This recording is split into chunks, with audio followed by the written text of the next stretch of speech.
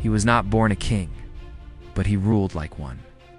Julius Caesar, a man who rose from political chaos to eternal legend, the general who destroyed a republic to forge an empire, and whose name would echo through centuries. Born in 100 BC, in a time of instability, young Gaius Julius Caesar belonged to an old patrician family with little power left. At just 16, his world was shaken when the dictator Sulla seized control of Rome. Sulla demanded Caesar divorce his wife. He refused. Defying a dictator meant death, but Caesar fled into exile. He survived through cunning and will. When Sulla died, Caesar returned, hardened, ambitious, and destined for more. In his early career, he charmed the masses with speeches, generosity, and brilliance. He rose through the Roman political ladder, quaestor, aedile, praetor. He knew how to win votes, but he also knew how to win wars. Then came Gaul. In 58 BC, Caesar was given command of Roman legions in the north. For nearly a decade, he waged brutal campaigns against the fierce Gallic tribes. He built bridges over the Rhine, marched into the cold forests of Germania, and even launched an invasion of Britain. He was more than a general. He was a conqueror. By 50 BC, Caesar had made himself a legend on the battlefield. But Rome was watching, and many in the Senate were afraid. They ordered him to disband his army and return as a civilian. Instead, Caesar made a choice that would shake the world. Cross the Rubicon River, a line no general was allowed to cross with an army. With that act, he declared war on the Roman Republic. And as he crossed, he spoke the words, Alia iacta est, the die is cast.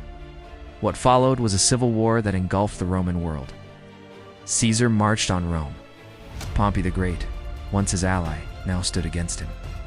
They clashed in Greece, and at the Battle of Pharsalus, Caesar crushed Pompey's forces. Pompey fled to Egypt and was murdered before Caesar arrived. In Alexandria, Caesar met Cleopatra, the young queen of Egypt. They became allies and lovers. Together, they secured her throne and extended Caesar's influence across the Nile. By 45 BC, Caesar had won the war. He returned to Rome not as a general, but as a ruler. The Senate named him dictator for life. He enacted sweeping reforms, land for veterans, bread for the poor, a new calendar, the Julian calendar still used today. He built monuments, filled the forum, and placed his face on coins.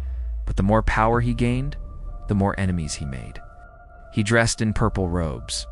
He sat alone in gold chairs. To some, he looked less like a Roman citizen and more like a king. And Rome had no love for kings. A conspiracy formed. Men he had trusted, men he had pardoned, even Brutus, his friend. On the Ides of March, 44 BC, Caesar entered the Senate. They surrounded him, and they struck. 23 wounds. No guards, no escape. He died at the base of Pompey's statue, beneath the shadow of his enemy. But death did not end his story. Rome did not return to the Republic.